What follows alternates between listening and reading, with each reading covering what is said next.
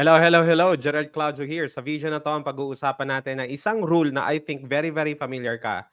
Lalo na kung matagal ka na sa network marketing or I believe if you're just starting your network marketing journey, ito yung isa sa mga rule na ituturo sa'yo. And the rule says, yes, upline. Now, ida-dissect natin 'to para maintindihan mo because the first time that I've been in network marketing, ito yung pinakaunang rule that at some point, 'no, hindi ko naman kinwestiyon but I put it by heart. But there's one thing you need to understand about this rule. Okay? You need to understand that this rule is something that will hold your organization together. I'll say it again. Ito yung isang rule that will hold your organization together. 'Di ba? Kung nasa military ka, if you're in a military, uh, the rule for military, a successful organization always follows the leader. Tama ba? Like unwavering, well, compare mo sa network marketing, mas matindi talaga yung yes sir nila sa meron silang strong hierarchy when it comes to obeying rules and commands. Because that's what being in a military is all about. Now, in network marketing, we apply the same rule pero under siya sa yes apply na rule. Ngayon, baka nagtataka ka kung bago ka sa network marketing, bakit kailangan yes upline palagi? Why is it I have to say yes every time sa yes sa upline ko? Diba? Have you ever asked yourself this question? Okay? Now, pero wag kang tatapusin tong video na to na hindi wag mong i-close story and tong video na to hindi mo tatapusin hanggang the end because I'll tell you the other side of it as well para maging aware ka on this side, no. Again, when I started my network marketing, ang pinakauna talagang sinabi sa akin, every single time that I ask people for tips and strategy, sinasabi nila sa akin dalawang bagay lang. Dalawa ng bagay lang sinabi nila sa akin nung nag-start ako sa network marketing. Attend trainings, yes, upline. Every single time that I go to another person and I go to another person, anyone, they always tell me, pakinggan mo lang yung upline mo, just work closely with your upline, build closely with your upline. And I just realized that the idea of yes upline really is successful. No? Kasi bakit? Because una, you have to understand the only person na may business interest sa'yo yung upline mo. Tama ba? If you grow, his business grow. Right? Tama? Ibig sabihin, hindi ka papabayaan yan. Agree ba? Agree ba? Okay. So, clear tayo sa part na yon. No? Another thing is, yes, upline makes your decision making shorter. Ibig sabihin, instead na overthink mo yung proseso, pag sinabi niyang ito yung gawin mo, yun yung gawin mo. Agree ba? Tama ba? Okay, clear sa'yo yun. Type nyo clear sa my comments kung clear sa'yo yon. Most of the time, marami kasing mga successful na mga professionals or negosyante na sila before na pumasok sila sa network marketing. The downside to that is when they become success, pag they have their success before, dinadala nila sa network marketing. Ang problem kasi doon, pag dinala mo yung success mo dati at dinala mo siya sa network marketing, tapos feeling mo kailangan mong i-apply yung success mo doon dito, tapos ayaw mo makinig sa nakagisna ng sistema, masisira yung diskarte mo, masisira yung diskarte ng team. Nakuha nyo ba? Okay? Clear sa inyo yon. So, very important yung nakikinig ka sa upline mo. Pero, may pero tayo dito. Yes, upline will only work kung maayos ang upline mo. Nakuha nyo ba? Gets ako? One hard truth about yes upline is, if you say yes to anything that your upline say, there is a possibility that your upline is telling you something that is wrong as well. Bakit ko sinasabi to? Because I know somebody na bini-build up siya sa team. Bini-build up talaga siya sa team. Yung pangalan niya, yung ano niya, di ba? Talagang as in, bini-build up siya sa team. And this person, and somehow he was considered a leader, paragi siyang, ang term dun, bini-build up in ABC, ang term namin sa company. And then, people say yes to him. His teammates, he say yes to him. To all this say. But there's this one thing that he did. Ang ginawa niya was, inutangan niya yung mga teammates niya. Either nanghiram ng credit card or nanghiram ng cash. But since he was built up very well, ang nangyari ngayon, and sad to say, hindi siya nakabayad ng utang sa kanyang mga teammates. another person, because of the strong yes upline culture, hindi niya inaalaw yung team niya, na makipaghalubilo sa ibang mga leaders within the company. And so ginagawa niya talagang ginanon niya lang niya, nasa loob lang, ganun lang. So siya lang talaga. So I believe that is really counterproductive 'yon. Bakit counterproductive? Hindi lang ikaw yung may sagot sa lahat, eh, tama? I don't know, maybe he has a reason for that. But the person has a very strong yes upline culture and people follow him. And I could tell you stories over and over and over again where I just realized that yes, upline is a good culture, but it can only also be a counterproductive culture because it is based on the leadership. Now, no organization would grow kung walang leadership. Tama ako doon. Kaya ako nakikinig ka sa akin and present pa yung upline mo, your upline is leading you, your upline is moving forward in business, magpasalamat ka. At wala siyang ginagawang mali alam mo, wala siyang ginagawang mga illegal, hindi kayo inuutangan, hindi kayo tinuturuan ng mga mali-mali, you have to appreciate that. Because not all uplines are like that. So the idea of yes upline, so let me give you example. May mga time na may mga strategy tayong tinuturo sa mga teammates natin. Example, ito yung mga strategy. Basta may bibilhin. Example, meron pa pala ito, naalala ko. Para daw ma-flex niya yung business niya. Nung nag-rank advance yung teammate niya, ang ginawa niya, pinabili niya agad ng sasakyan. Pinalabas niya ng sasakyan. Yes, upline, di ba? O dapat susunod tayo sa upline, maglabas tayo ng sasakyan. Maglabas tayo ng kotse. O naglabas ng sasakyan. Yes, upline eh. Hindi pa solid ang income sa network marketing. Ano nangyari right now? Nagkautang-utang yung tao. It turns out, after several months or years, kinuha ng bangko yung sasakyan. You see? Tama. Because if I will be in that situation, bakit ko papalabasin ng sasakyan yung associate ko or yung downline ko na in the first place, hindi pa solid yung income niya? Nakuha niyo ba? Pero dahil nga sa strong yes upline culture, those things are happening. So bakit okay, if you are right now active in network marketing, there's only one thing na ako personally ginagawa ko right now. Na yes upline has to be implied. You know, leadership in any organization, the slowest form of leadership is a forced kind of leadership. 'Di ba parang sa trabaho lang 'yan. Parang kahit gaano ka pangit yung ugali ng boss mo, kahit gaano ka pangit yung diskarte ng boss mo, dahil boss mo siya, susunod ka sa kanya, otherwise matatanggal ka sa trabaho. So ibig sabihin, you are obliged.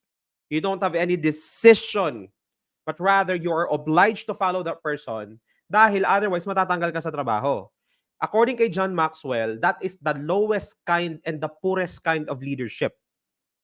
So, bakit ko sinasabi yun? Kasi there are so many leaders in network marketing na hindi sila na-develop yung leadership level nila. And one of the reasons why is because they thought that they can just force people to follow them. You have to understand one thing about network marketing. People follow you because they want to follow you.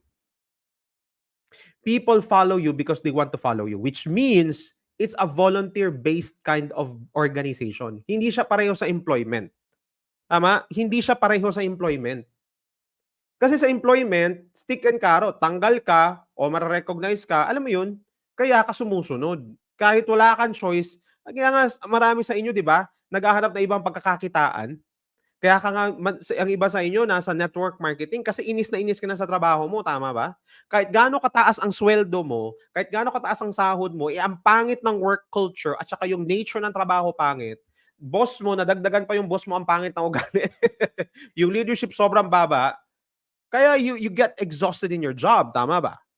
You entered network marketing and ang palaging ini-emphasize yes upline, wala akong issue dun eh. Tama yun eh. People has to be reminded about yes upline. But it is based on the leader. I have seen so many people struggle in network marketing and obeying the yes upline culture with a bad upline. And the whole organization was ruined. Okay? Itong bagay na 'to, hindi 'to dinidiscuss sa network marketing. I haven't seen people discuss this, but this is one thing na kailangan nating baguhin. If ikaw gusto mo mag-build ng solid ng organization, you have to understand that your teammates are people that you will serve.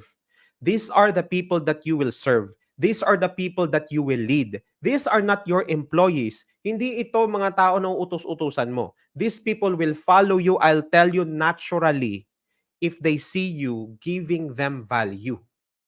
Agree ba? Type nyo agree sa my comment ko, agree kayo sinasabi ko. Right? So, let's go back sa sinabi ni John Maxwell na levels of leadership. The first level of leadership is the poorest kind of leadership, which is leadership by force or leadership by compliance. People follow you because they have to follow you. Second level of leadership is people follow you because they like you. Nakuha? Third form of leadership is people follow you because you add value to them. Right? Fourth and fifth are the highest form of leadership. Fourth value is people follow you because you don't just add value to them, they multiply in the process. You make them a leader, right? So bakit again, saying this to you guys. By the way, mag-shoutout muna ako dito. Jun Siman, hello. Libner Katapang, magandang araw sa inyo dyan. Kamusta? And then Lan Taiko Mirambel. Hello po. Hello po ma'am. Kamusta? Agree. Alright? So these are forms of leadership. Right? That is the reason why kung leader ka, kailangan nag-grow ka. When I say grow in what sense? Okay? Grow in what sense? Grow in a way, yung skills mo nag-grow ka, right? Yung the way you manage your team, the way you handle your team, dapat nag-grow ka doon. Kasi may part yun ng inaayos mong events, inaayos mo yung mga programs, whatever. Grow yung income mo, of course, yung success mo, dapat nagka-create ka ng result, nakikita nila may result ka. Tama? But at the same time, nade-develop yung character mo as well. Alam mo, lahat tayo mga rough diamonds tayo eh. Tama? Some of you, pumasok sa network marketing, short-tempered ka. Some of you, pumasok sa network marketing, hindi ka unappreciative ka na tao, ungrateful ka na tao. Some of you, pumasok sa network marketing, wala kang pakialam sa ibang tao. But through time, di ba, nakikita mo, dine-develop ka through time. God used network marketing to really develop and hone your character and skills. Tama ba? Yung nagiging maayos ka na tao. Tama? Now, this is my personal observation. This is my personal observation if you're listening to me right now. One of the observation that I have is most top leaders and top performers has one undeniable character. They are very likable.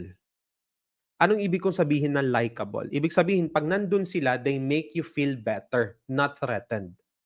'Di ba minsan may mga leaders tayo sa I don't know, maybe in organization o nasa trabaho mo, pag nandun sila nai-intimidate ka. Pero network marketing leaders develop a kind of leadership na pag nandun sila, people get comforted with their presence. Hindi threatened. Kasi okay, listen to me. Now, if you are in military, maybe you need to be fearful, tama? Kasi of course, that's military. But in network marketing, you need to be likable. Now, I don't care what other people would say, but that would be my stand and that's my realization for nearly more than a decade of being a network marketer. Your character has to be likable. So, paano ka magiging likable yung character mo? By the way, mag-shoutout ulit ako dito. Wilfredo Ciazar, magandang araw sa inyo. So, paano ka magiging likable yung character mo bilang isang network marketing leader? Huwag mong aawayin yung downline mo. Ulitin ko ulit. Huwag mong aawayin ng downline mo at huwag mong i-guilt trip ang downline mo. Alam nyo ba, minsan, may mga upline na kine-question pa minsan yung loyalty ng downline. Pero kasi guys, you have to understand, hindi lang naman network marketing ang nangyayari sa buhay ng isang tao. Tama ba? Agree ba? It's not only network marketing. Marami pang part ng buhay yan. What if possible, hindi lang siya naka-attend ng isang training dahil sa may pinagdaanan or baka may kailangan siyang i-fix sa trabaho niya or whatever. Alam mo yun, I think the no excuse culture is also important but at the same time, you as a leader understand na yung mga downlines mo, hindi yan perfect. Ikaw nga hindi perfect eh. So which means give them the avenue to grow. Kasi pag palaging binibengbang mo palagi ang downline mo at palagi mong alam mo yung ano yung term do'n? Palagi kang nanggi-guilt trip. Tama ba? Like hindi lang naka-attend ng training, hindi lang umattend dun, hindi lang naka-reply sa'yo, inis na inis ka na sa upline tapos gi-guilt tripin mo na yung downline mo. Hindi maganda, eh. Tama? What if naka-recover siya sa situation niya, kaya lang nag-create ka na ng conflict sa kanya, papaano pa siya babalik sa'yo? Tama ba? Right? Do you think would you be open to somebody who is not likable?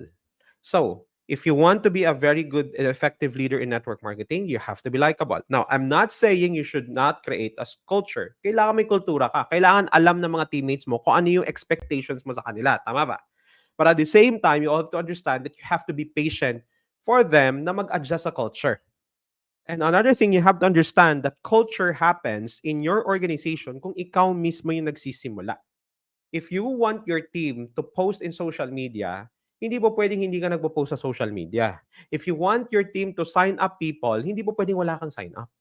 If you want your team to move the products, hindi po pwedeng hindi ka nag-move ng products. Nakuha niyo ibig sabihin? Because everything starts from you. And that is an advantage for a yes upline culture or rule. Pero, that would be destructive. Yung yes upline, sobrang masisira mo ang ibang tao if you use that for your gain lang. May mga uplines again na fino-force ang yes upline, pero hindi man nila mapanindigan yung leadership nila, nakakalungkot. No, I'm not now, hindi perfect ang mga uplines natin. But then if example, let me give you example. Kung yung upline mo ini-encourage ka na ng utangan yung run mo. Mag-run ka na tapos sige hanapan mo na yung paraan mo, bebenta alam mo yun na sige na hanapan mo tapos wala kang bibigay na strategy sa'yo papaano. Or pinipilit ka ng mangutang para lang pumunta sa kung saang lugar. Puwede naman yun kung mababawi mo. Pero kailangan mas clear yung strategy papaano mo babawi. Nakuha niyo ba? So, these are things na gusto kong i-emphasize sa inyo. Because network marketing is really, really an amazing business. But sometimes, most of you, hindi kayo maka-move forward sa buwa sa inyong network marketing business because for fear na baka i-judge ako ni upline ko. Have a wonderful conversation with your upline. Hindi ko sinabi na awayin mo yung upline mo. Nakuha niyo ba? Grace Bandoy, magandang hapon. Hindi ko sinabing awayin yung upline niyo. Okay? Upon listening to this video, hindi ko sinabing awayin yung upline niyo. Kung may napupuna ka sa upline mo, huwag mo awayin. Kasi community kayo eh. Tama? Magkakasama kayo eh. Actually, kung tutuusin, if you just treat each one as a family, you would understand that a family is not perfect, but it is an organism. It is a group of people that forgives one another. 'Di ba? Parang pamilya natin, nanay, tatay mo, nanay, tatay mo, anak. Tatay, nanay, anak. Kita mo yung pamilya na yon. What makes that family strong? Not because the tatay or the nanay and the anak is perfect, but because they keep on forgiving one another. Tama ba? So when you see some fault in your upline, don't just pinpoint it to your upline. In fact, sinuturo ko 'to sa inyo para kung may organization ka na sa huli, alam mo kung paano i-handle. Okay? I want you to be firm in your direction of your team. No question to that. The more na firm ka, the more clear sa'yo kung saan ka papunta, alam mo kung sino yung mga tao na ano sa'yo, na magjo-join sa'yo. Okay? Alam mo yung mga quality ng mga associates na gusto mong mag-join sa organization mo. Tama ba?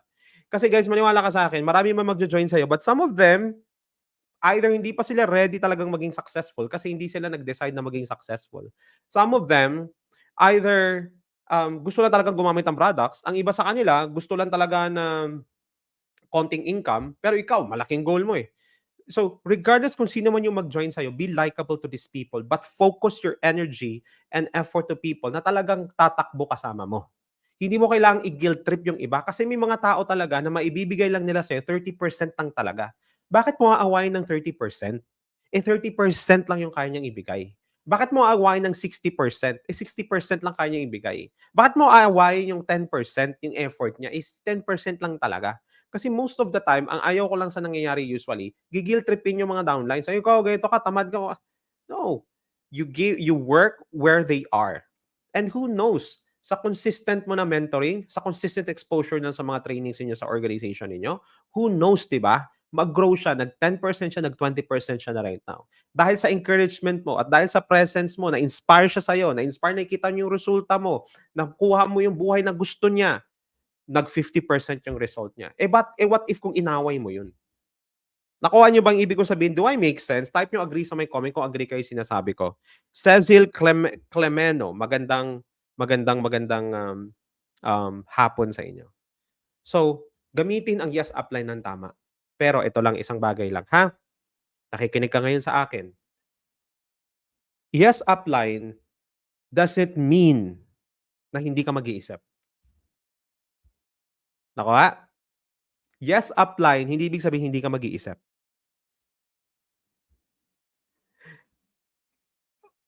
Kung nakikita mo within your senses, sa conviction mo, sa values na meron ka, na may mali, sabihin mo, may mali. Tama? Sabihin ng tama, sabihin ng maayos, makipag-usap. Right? Kasi, guys, I don't know sa company ninyo, pero in my company, ang pwedeng mag-join 18 years old and above. 18 years old and above. So, ibig sabihin, madalas na mga nagna-network marketing is more than 20 years old ang edad. Hindi naman matatanda. May edad na tayo. Ibig sabihin, itong mga taong nagjo-join, hindi 5 years old. O hindi 6 years old, hindi 7 years old, hindi 8 years old. Nakuha niyo ba? Which means these people, I often treat my teammates as somebody who's really old because they are old. They are, I mean, not old in a way na in age, but they are mature enough to make decisions for themselves. Tama ba? So my responsibility as the upline is to give them the avenue to grow. Whatever they do, decision nila yun. Hindi ko na part yun. If I can only make a decision for themselves, bakit sa tingin nyo hindi ko gustong umasenso mga downlines ko? Tama ba? Right? But what I wanted to emphasize is, kung merong tinuturo na hindi tama, at somehow, hindi na siya align sa values mo bilang tao. Example, bigyan ka idea. I hope this is not happening to you. I hope this is not happening to you. Okay, mag-shoutout muna tayo dito. Good evening, good afternoon, Henry Quazon, Serelina de la Torre, Christy Ferrer Karamat. Magandang araw sa inyo. Okay. Now, let me give you one example. Sabihin natin yung upline mo, sabi pinicturean ka sa pinicturean ka sa sports car, or sasakyan, kotse. Or sabihin natin in a simple way, pumunta kayo ng iPhone store, pinicturean ng upline mo, pinapicturean ka ng upline mo, o picture ka ng iPhone. Picture ka ngayon. Tapos ang turo ng upline mo sa'yo, ito ipopost mo maraming salamat sa ganitong company, X company, kasi nakabili ako ng iPhone. Pero hindi ka bumili ng iPhone. Hindi ka bumili ng iPhone. Nagpa-picture lang kayo. Ang question ko sa'yo, yes upline pa rin ba yun? Tinuruan ka niyang magsinungaling? Come to think about that. Nakuha niyo ibig kong sabihin? There is a place for yes upline. If you think na ego ko lang to, you have to understand, ego ko lang ba to? Pride ko lang ba to? Ayaw ko makinig? Or mali talaga yung tinuturo niya? I'm not saying you disrespect your upline, but you have to understand, gamitin ang utak. Akala nyo ba? Hindi pwedeng puro lang yes. Because let me tell you one thing. When I joined my first network marketing company, okay, when I first okay, I'm still here in my network marketing company, okay? Wala naman ako first, and by God's grace, no, I've been here same one company. Pero nung nag-join ako, ang una kong inisip, because I'm a Christian by faith. I'm a Christian, that's my faith. And my faith is more important than my business. I don't care about the business if my faith will be compromised. Sa'yo na lang yan magpayaman kayo kung hindi naman tama ang pagkakagawa. So when I joined my network marketing company, ang una kong inisip, medyo ingat ako. Sabi ko, pag itong mga taong to, tinuruan ako na magsinungaling sa marketing at i-over-exaggerate yung mga bagay, I'll quit immediately. I will quit immediately. Yun yung naging standing ko. So when I entered my company, we have familiarity drill, mga trainings and all. By God's grace, 11 years na ako dito sa company. And I was just blessed to have my uplines. I'm telling you, so sobrang blessed ako sa uplines ko.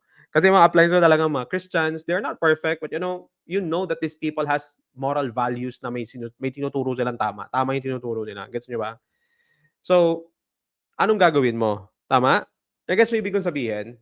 So there is a place for yes upline. The reason why yes upline is a strong culture in network marketing, because to avoid pride, to avoid ego, and to avoid overthinking. Nakuha? Clear sa etan yun ha? Ibig sabihin, mag-yes upline ka para hindi mo naisipin. Pupunta ba ako ng event? Magte-training ba ako? Hataw ba ako? Nakuha? Right? Because some of us just need the push. Maraming mga tao kailangan nila ng push. Right? But on the other hand, if your upline is teaching you, pahiram muna ng pera, pa-swipe ng credit card, babayaran ko lang, anything that involves utang, ulitin ko anything that involves utang, anything that involves dishonesty, anything that involves over-exaggerating the product and the opportunity. Ang tanong ko sa'yo, gagawin mo hindi. Okay? So, I will leave that to you to make a decision. Pero for me, klaro sa akin ang gagawin ko on that part. Respectfully, I'm not saying na I'm gonna offend people or show them that you are wrong, hindi ganon. Kasi again, pamilya kayo eh. If you plan to stay in that company for long, if you plan to stay in that organization for long, you have to understand, again, you have to be consistently forgiving, okay? Consistently forgiving and consistently grow together. Alam mo, isa sa mga bagay na I really appreciate, tell you 11 years, mga uplines ko, tatagal na. As in, yung iba kong upline, 15 years na, 14 years na dito. So nakita ko silang nag-grow, guys. Nakakatuwa. Nakakatuwa. As in, the one thing that I really appreciate is I see myself grow, but I see them grow as well. Sobrang nakaka-amaze. And I want you to experience that as well. Right? So, network marketing is a people building business. That's why I don't call this e-commerce. I don't call this drop shipping. I don't call this affiliate marketing. I call this network marketing. Because affiliate, drop shipping is part of that. Direct selling is also part of this. But this is network marketing because we build organization. We build people. I'll tell you one thing.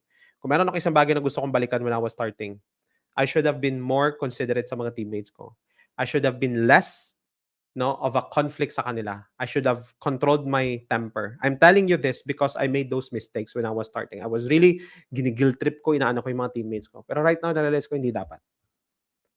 I run them at their own pace. I have my personal goal. I could run my own goal. My goal is not dependent to my team. I build my team. I'm finding the right people to work with me. That's what I am doing as an upline. Ganon din yung gawin mo. Maniwala ka sa akin. Ma-enjoy mo ang network marketing if you start to treat your downlines not as someone na suutos-utusan mo, but a co-partner and somebody that you wanted to serve. You wanted to serve. Amazing, right? If that's your mentality, ma-enjoy mo ang network marketing. Sir, ask ko lang, magkaiba ba yung course mo kay Edward Reformina? Hindi ko po alam ang ino-offer ni Edward Reformina. So, I don't know. But if you wanted to learn, nandito sa taas yung link, Pinoy Network Marketer Success Blueprint, primeacademyonline.com/Pinoy-NMSB. Check nyo dyan yung course. It's a one-time payment. It's 90% discount. Kaya baka nagtataka kayo, bakit 8,990 tapos may 90%? Because it's 90% discount right now. I don't know kung kailan ko siya ilalagay ng 8,990, but I'm really confident sa 8,990. It's really 20 modules plus may mga plus pa ako naman nilalagay ng mga videos and trainings. No? Nagdadagdag siya every week. So kung nakadagdag ako ng 20 na yung nagdag ko.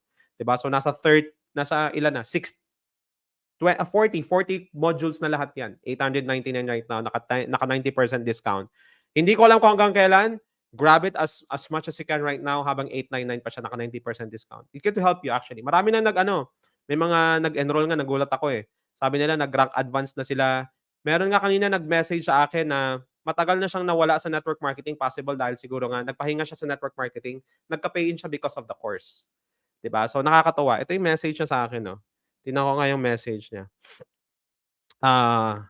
Tinanong ko pa siya, hindi pa siya nakaka-reply sa akin kung ano yung nakaton. Ito. Sabi niya sa akin, "Hello po, Coach Gerard. After many months of lay low sa network marketing, nakita ko video niyo at nag-enroll sa course ninyo. Sa wakas, nakapag-pay in din ulit." Fire emoji siya ngayon. Oh, di ba nakakatuwa, di ba? In such a way, di ba? You help people. I really appreciate that. So grab that course if you want to, no? Ano kaya mag-guarantee ng pagkakaiba sa training na atinan ko sa iba? I don't know, Genesis, kasi hindi ko mag-guarantee eh. Sabihin ko lang, diretsahan ko usapan, hindi kita mag-guarantee. Alam ko nagkakaroon ng resulta ang mga tao. At isang bagay pa, hindi ko alam yung mga courses na inatinan mo. So, I can't make any comparison. Okay? You can grab it. May 7-day money back guarantee ka. So, if you feel like pareho lang to at wala kang mapupulot dito sa course, sabihan mo ako within 7 days, balik ko pera mo, no questions asked. Okay? It's only 899. Hindi ako yayaman sa 899. Okay? So anyway, but if you want to, check mo lang sa taas. Nandyan yung link. Alright? You guys are all amazing. Maraming salamat sa panonood. If you find this valuable, click mo share. Share mo to sa mga ka-teammate mo. Share mo sa upline mo. Kaya baka awayin ka ng upline mo. Ano ibig mo sabihin, di ba? Ganun, no? Baka awayin ako ng upline ninyo, okay? Wag naman sana. Okay? So, God bless everybody. Magpayaman tayo sa network marketing. Do it right, ma-enjoy mo ang network marketing. God